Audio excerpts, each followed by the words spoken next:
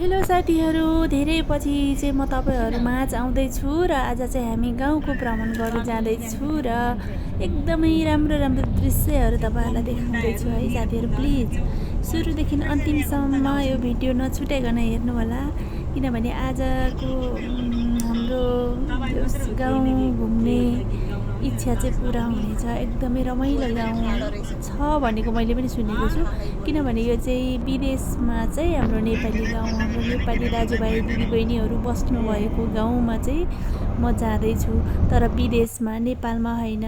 नेपालमा चाहिँ त होइन, हाम्रो गाउँघर हो, आफ्नै ठाउँ हो भन्ने हुन्छ भने विदेशमा पनि आएर हाम्रो दाजुभाइ दिदीबहिनीहरू कति धेरै मेहनत गरेर आफ्नै जस्तरी होइन, आफ्नै घर, आफ्नै बारी, नेपालकै जस्तै खेतीबारी, कुखुरा पालेर तरकारी खेती गरेर आफ्नो जीवन निर्वाह गरिरहनु भएको छ होइन।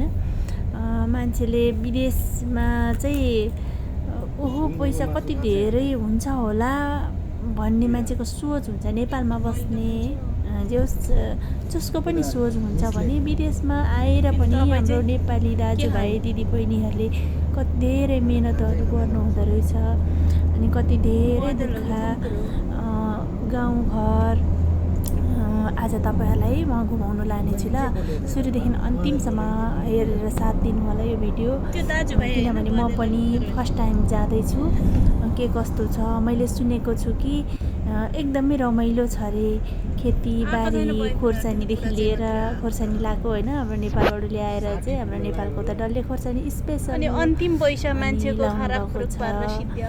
तरकारी खेती गर्नु भएको छ, आफ्नै घर बनाएर राख्नु भएको छ मैले सुनेको र म आज जाँदैछु है।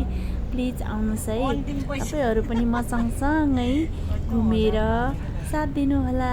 धेरै पछि आएको छु म तपाईहरुलाई भेट्नुलाई। हेर्नुस् न डाँडा काँडा कति राम्रो, हेर्नु त हाम्रो नेपाल जस्तो जस्तै छ नि, कति राम्रो पाखा जङ्गल। तल चाहिँ यति राम्रो रोड छ। हामी जाँदैछौँ, मलाई पिसाब लागेर सुतेर बोल्नु नसकेर हेर्दै जाऊँ होइन। कता हो पेट्रोल पम्प पुग्ने रहेछ।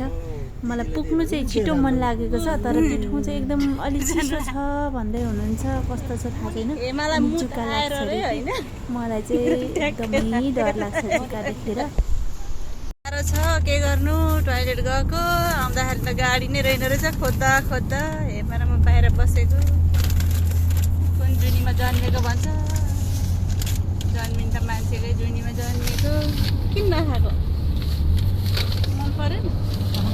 अब चाहिँ हाम्रो जङ्गल सुरु भयो। सरर गाडीमा सरर छिट्टै पुग्दैछ है। अब चाहिँ जिन्दगीमा मलाई दुई कुराले ठग्यो, एउटा मायाले अर्को रुपैयाँले। यति धेरै गाडीहरूमा चाहिँ सबैजना अहिले चाहिँ छुट्टी भएको कारणले सबैजना छुट्टी मनाउनको लागि जानुभएको रहेछ। अनि छुट्टी मनाउनुलाई, रमाइलो गर्नुलाई जङ्गलमा गएको, घाँस काट्नु जान लागेको गाडी चढेर। पुग्न लाग्यो कि लागेन हो? अब पुगिसक्यो हो यो। खोइ कहाँ पुग्यो त यो? जङ्गलै जङ्गल छ खोइ।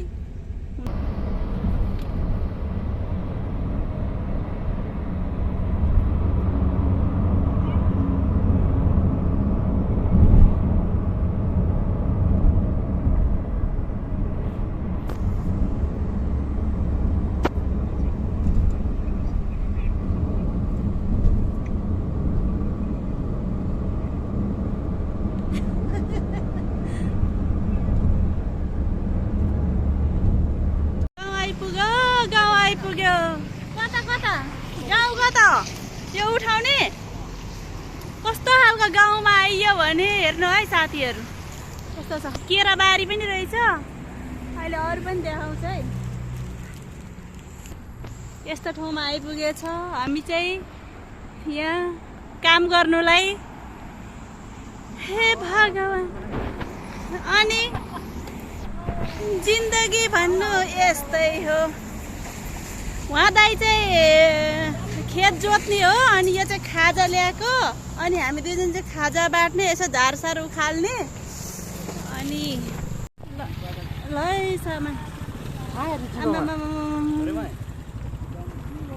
बारी चाहिँ कहाँको खन्ने हो यहाँ बारी खन्नुलाई खेतलो आएको खाजा त्यहाँ बाँस काट्नु छ उहाँ दाइले बाँस काट्छ हामी त खाजा बोकेर आएको हो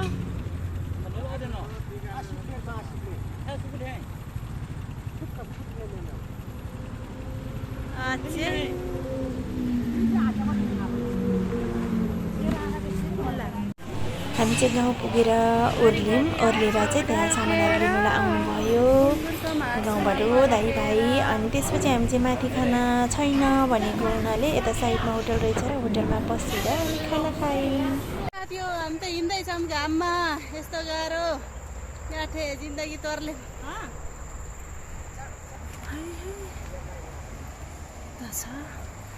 यसरी हिँड्दैछौँ है गाई छ हामी जङ्गलमा होइन आमामामा आइयो यो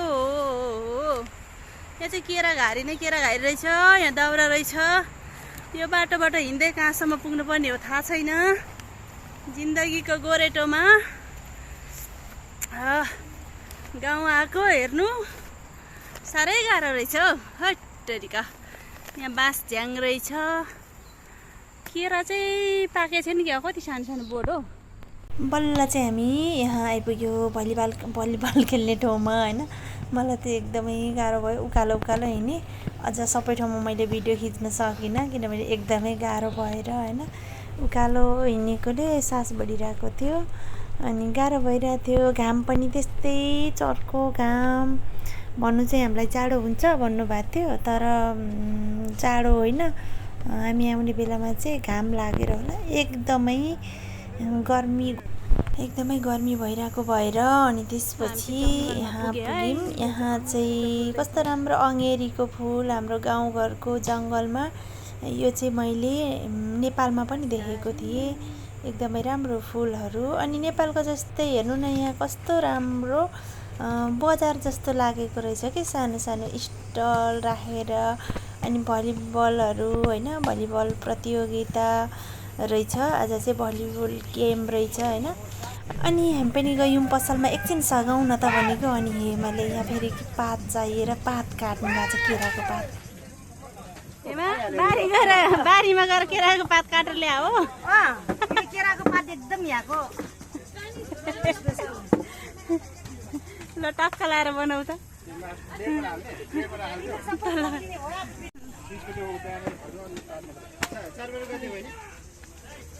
रमाइलो भएको छ यस्तो पो हो त हौ टक्क लाएर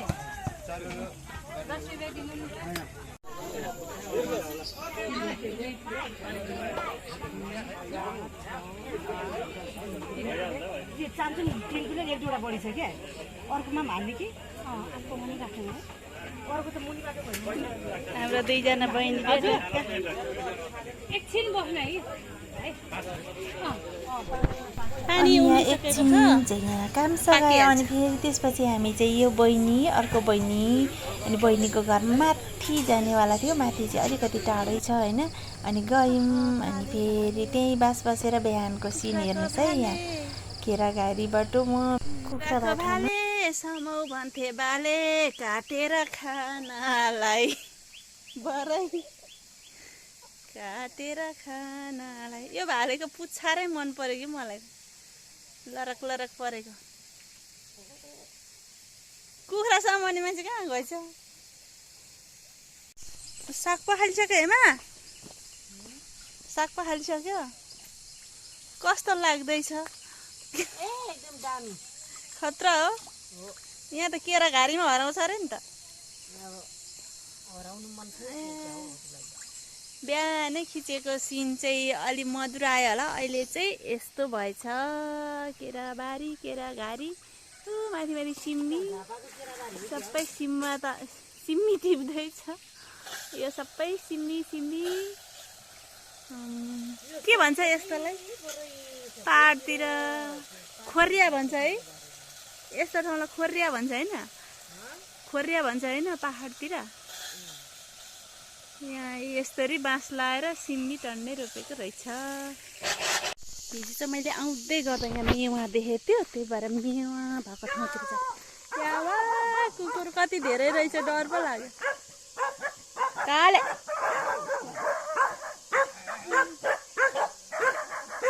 चुप काले चुप चुप कति धेरै कुकुर आउँदो रहेछ केही गर्दैन दाइ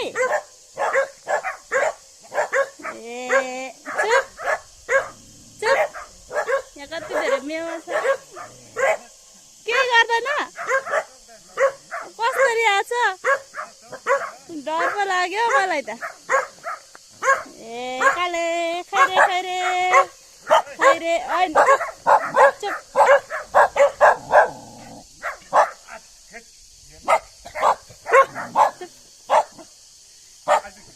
मेवा चोर्छ भनेर सेक्युरिटी गार्ड दर राख्नु भएको रहेछ भाइ अनि यो मेवा देखेर आएको त भिडियो बनाउँदै सेक्युरिटी गार्ड दर पो रहेछ मेवा हेर्नु आएको झन्डै मार्नु यस्तो मजाले मेवा रायो साग पनि रहेछ यहाँ त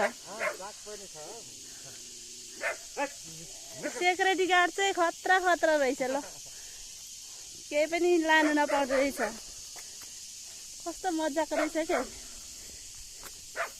ए यहाँ पुरै मेवा रहेछ तल तल सबै मेवाको बोट झन्डैले मारेन कुकुरले यहाँ सबै पाखा पाकेर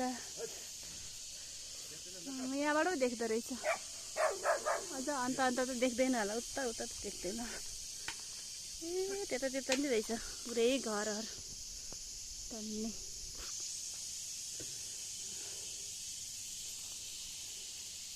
कस्तो मजाले फल्दो रहेछ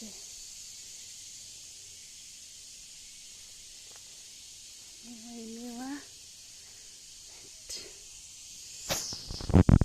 यो चाहिँ जति पनि देख्नु भएको छ यो पाखा होइन यो केरा घारी अनि यो मेवा सिमी तरकारी सागहरू सबै हाम्रो नेपाली दाजुभाइहरूले चाहिँ खेती गर्नुभएको दिदीबहिनीहरूले हाम्रो नेपालीहरूले नै खेती गर्नुभएको माथिबाट सिमी टिपेर नि ल्याएर यहाँ खनाइसक्नु भएको छ यति धेरै अब चाहिँ हामी आफैले अर्ग्यानिक तरिकाले बनाएको खाना खानु लागेको हेमाले खाना पस्किसकेको छ अब खाना खानु लागेको है हामी यहाँ भात खानु लाग्यो गुन्द्रुकको अचार अन्डा होय के पो भयो भिडियो गुन्द्रुक कुखुरा छोड्न सकेन यही हो खाने नै यो साग अनि कुखुरा खाएर जाने भनेको त लोकल कुखुरा कस्तो राम्रो थियो जङ्गल भागिसक्यो यो मलाई हो अब चाहिँ हामी मिठो गाउँको अर्ग्यानिक खाना खायो मेवा पनि खायो अनि अब चाहिँ हामी फेरि हिजोको भलिबल खेल्ने ठाउँमा जाँदैछौँ अनि त्यहाँ पुगेर चाहिँ आज दिन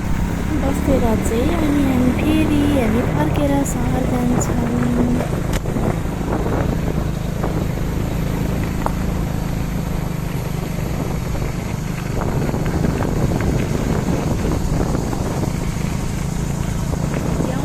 के भन्छ यसलाई यो गरमको रहेछ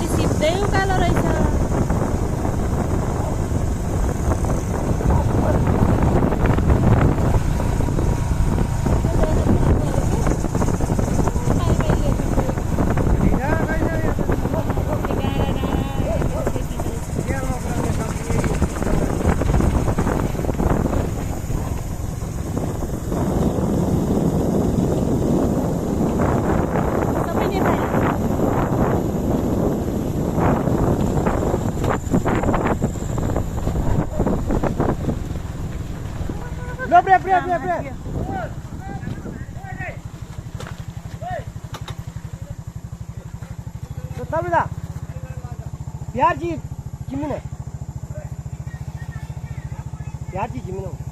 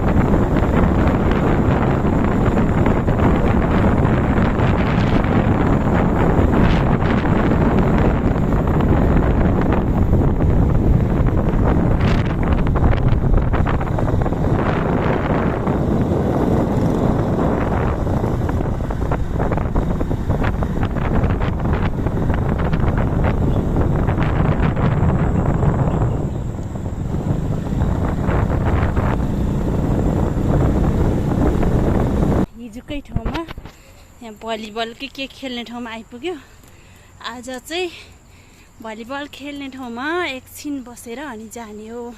यस्तो चिप्लो बाटो छ, यस्तो गाह्रो भएको बेलुकी राति अँधेरोमा आउनु न। यो उकालो गएर अनि भलिबल खेल्ने ठाउँमा पुग्ने। अनि आज चाहिँ फेरि गाउँबाट फर्किने। यो गाउँको बाटो उकाली ओह्राली गर्दै भनेको जस्तै। यहाँ चाहिँ रातो माटो रहेछ, एकदमै यस्तो माटो हुँदो रहेछ। हिजो पनि यही बाटो आएको 2 दिन। यहाँ चाहिँ भलिबल प्रतियोगिता रहेछ। देखेको छैन, देखिने भए यता फर्किनु। होइन तपाईँहरूतिरै हो कि, तपाईँहरूको अनुहार देखेको छैन, पछाडिबाट मात्रै देखेको त हो नि।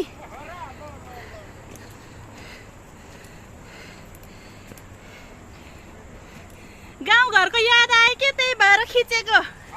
गाउँघरको याद आयो के, त्यही भएर खिचेको। नुवाकोट। अनि यहाँ बस्नु भएको कति भयो? 6-7 महिना। अनि अरू त कति धेरै वर्ष हुनुभयो रे। घर बनाएर खेती गरेर अनि यहाँ पुरै व्यवस्थित भएर बस्दो रहेछ।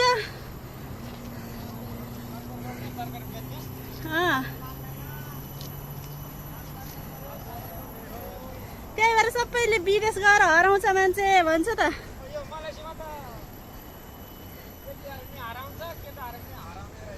त्यही भएर हो कि होइन रहेछ भनेर अनुसन्धान गर्न आएको म पनि। हराउने चाहिँ कारण के रहेछ भनेर।